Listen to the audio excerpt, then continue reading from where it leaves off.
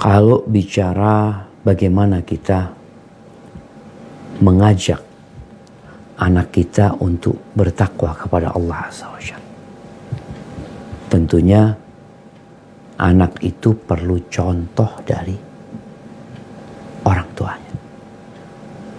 Anak itu suka meniru. Kenapa kalau kita melihat sholat sunnah itu dianjurkan di rumah? Ini kalau kita bicara secara umum mendidik anak ya. Sholat wajib di masjid yang laki-laki. Tapi sholat sunnah dianjurkan di rumah. Supaya anak-anak keluarga senang ngelihat bapaknya sholat. Setelah sholat wajib pulang sholat. Sehingga kelihatan bapaknya sholat. Itu akan memotivasi anak-anak untuk meniru. Kemudian kalau bicara ada orang tua yang Masya Allah jamaah. Bapaknya ini gak taat.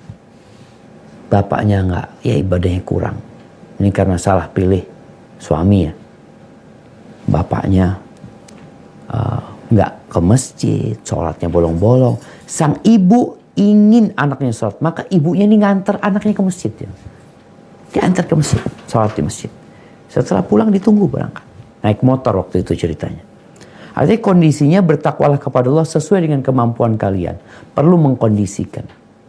Kalau umpamanya tadi mau sholat keluar, naik mobil, naik gokar, kita tahu ya, apalagi di malam hari seorang perempuan, lebih baik dia sholat tarawih di rumah.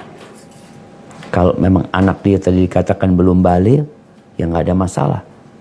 Bersolat bersama ibunya. Tapi kalau anaknya sudah hafal Quran ini itu, maka mungkin anaknya yang jadi imam. Walaupun belum balik, kalau dia sudah tamyiz, dia boleh.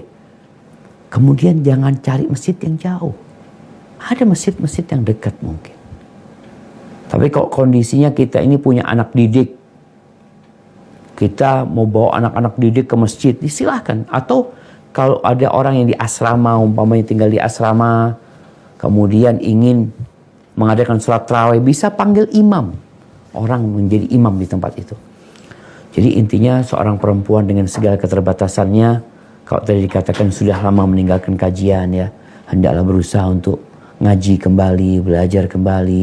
Karena hibati fillah, sebagian kita sampai hari ini belum menilai ngaji atau belajar ilmu agama itu ibadah.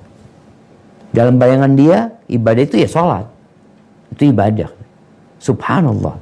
Man salaka tariqan, kata Nabi SAW, barang siapa yang meniti jalan menuntut ilmu agama ini, sahalallahu lahu bihi tariqan al-jannah. Allah akan mudahkan bagi dia jalan menuju ke surga.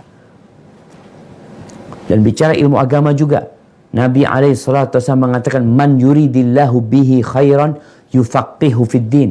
Barang siapa yang Allah ingin kebaikan buat orang itu, Allah bikin orang itu faham agama, belajar agama. Maka ana benar-benar terkesan sekali tatkala ya sekelas rumah sakit Unair ya, kemudian bekerja sama dengan yang lainnya berpikir untuk belajar agama. Ilmu dunia jangan ditanya, apalagi sudah jadi dokter, profesor. Tapi ilmu agama perlu. Karena nanti di kuburan itu kita ditanya apa? Yang ditanya itu man rabbuk, siapa Rabbmu? Madinuk, apa agamamu? Man nabiyuk, siapa nabimu? Oh, kalau gitu gampang Ustaz. Tapi di sana engkau menjawabnya dengan keimanan dan keyakinan. Bukan dengan hafalan. Bukan. Makanya kalau orang munafik ditanya seperti itu, yang Islamnya ikut-ikutan, maka jawabannya ahin. Aku dengar orang mengatakan Allah, ya aku juga mengatakan Allah. Aku dengar mereka mengatakan Muhammad, ya aku katakan Muhammad. Artinya memang Islamnya ikut-ikutan.